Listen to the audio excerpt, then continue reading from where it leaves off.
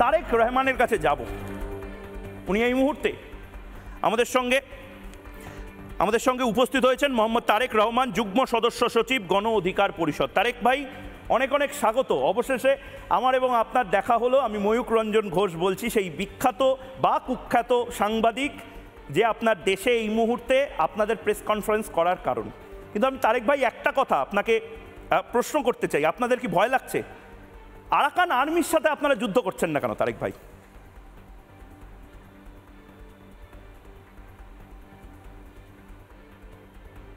আমরা তাদেরকে শত্রু মনে করি না। আমাদের শত্রুর তালিকায় আরাকান আর্মি নাই, এবং এটা মায়ানমারের জান্তা সরকার, তাদের কারণে রোহিঙ্গারা এখানে আসার ফলে আমরা ক্ষতিগ্রস্ত হয়েছি।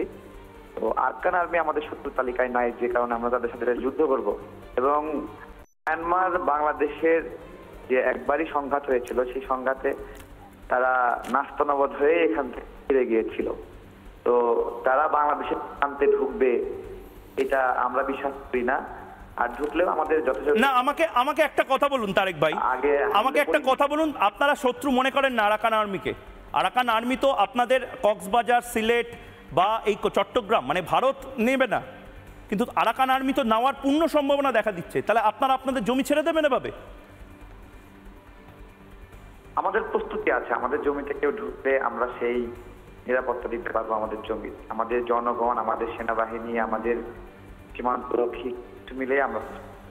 তো অনেকে তো বলছে ইতিমধ্যে ঢুকে পড়েছে টেকনাফ অঞ্চলে, তো ইতিমধ্যে অনেক আরাকান আর্মি তারা তো ইতিমধ্যে তারা এটা হলো, হ্যাঁ ওইটা হলো আপনার হলো ভারতের গণমাধ্যমে ঢুকে পড়েছে। আমাদের বাংলাদেশে এখনো ঢুকেনি এরা। হ্যাঁ হ্যাঁ, ঢুকবে হয়তো বা না ঢুকলেও আসতে সমস্যা নেই। আমাদের বিষয়েও তো যে এত হাজার সৈন্য সীমান্তে রয়েছে, মিসাইল রেডি, পারমাণবিক বোমা রেডি, এই ধরনের অনেক সংবাদ আপনাদের এখান থেকে আমরা পেয়েছি।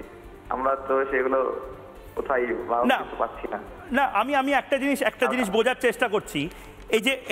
এই পুরো প্রদেশটা, এই বাংলাদেশের যে রাখাইন অঞ্চলটা, এটা যে আরাকান আর্মির দখলে গেছে, এটা কি ফেক নিউজ? এটা তো ফেক নিউজ নয়। কক্সবাজারের যারা মানুষজন তারা বলছেন যে তারা বোমার শব্দে ঘুমাতে পারছেন না, এটাও তো ফেক নিউজ নয়। ভারত যে বাংলাদেশকে স্বাধীন করেছিল, এটাও তো ফেক নিউজ নয়। ইন্দিরা গান্ধীর জন্য যে একটি দেশ তৈরি হয়েছিল, এটাও তো ফেক নিউজ নয়। বোমার শব্দ শুনছে, পাশের দেশে বোমা ফাটালে তো বাংলাদেশ থেকে শোনা যাবে, খুবই স্বাভাবিক। তাই বলে কি বোমাটা বাংলাদেশের ভিতরে আঘাত করেছে? আমাদের ভিতরে আসলে আমরা ব্যবস্থা নিব। ও মানে আপনাদের এটা তো ওই কালী পুজোর মতন তারিক ভাই, তা কালী পুজোর মতন মানে আপনার বাড়ির সামনে কেউ একটা দোদমা ফাটিয়ে গেল, চকলেট বোম ফাটিয়ে গেল, আপনি কিছু করবেন না, আপনি আওয়াজটা শুনতে পাচ্ছেন, আপনার বাড়িতে জানলা দিয়ে চকলেট বোমটা ফেলতে হবে, তখন আপনারা কিছু করবেন। বাহ, এটা ওদের সাহস নাই, এটা ওদের সাহস নাই। আচ্ছা, এইটা তো ওদের সাহস নেই, এটা তো ওদের সাহস নেই। কিন্তু আমি আপনারই একটা বাইট, আপনি খুব জনপ্রিয় হয়েছেন ভারতবর্ষে, আপনারই একটা বাইট আমি শোনাতে চাই। সেখানে আপনি ভারতকে তাহলে কেন হুমকি চুমকি দিচ্ছেন? ভারত আপনাদের কি করলো একবার শুনুন। মাঝে মাঝে বলি না ২৬ লাখ ভারতীয়, এগুলো কোথায়? গতদিন স্বরাষ্ট্র দপ্তর থেকে বলা হয়েছে ১০ লাখ বিদেশি বাংলাদেশে অবৈধভাবে কাজ করে। এটা কি আমেরিকানরা অবৈধভাবে কাজ করে? রাশিয়ানরা কাজ করে? কারা কাজ করে? ভারতীয়রা কাজ করে। একটা করে ইন্ডিয়ানকে ধরে লাথি মেরে ইন্ডিয়ার সীমান্তে ঢুকাই দিয়ে আসতে হবে। তারেক রহমান, আপনি কি ফুটবল খেলেন নাকি? আপনি ভারতীয়দের লাথি মারতে চান কেন? আপনাদের কোন পাকা ধানে মই দিয়েছে ভারতীয়রা স্বাধীন করে?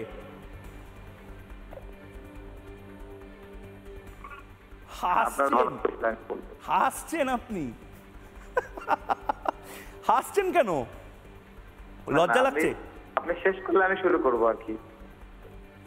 না, আমি জিজ্ঞেস করছি ভারতীয়দের কেন আপনি এরকম ভাবে এত রেগে আছেন? জি, এই যে দেখেন, আমরা বাংলাদেশ নামে একটা রাষ্ট্র, আপনারা আমাদেরকে নিয়ে এত সংবাদ করছেন, এত ঘাটাঘাটি করছেন, এটা আমাদের জন্য, আমাদের জাতিসত্তা, আমাদের সার্বভৌমত্ব, এগুলোর জন্য বিব্রতকর। আমি শুনতে পেলাম না তারেক ভাই, আমি শুনতে পেলাম না কি বললেন? এটা আপনাদের জন্য থ্রেট? জি, থ্রেট।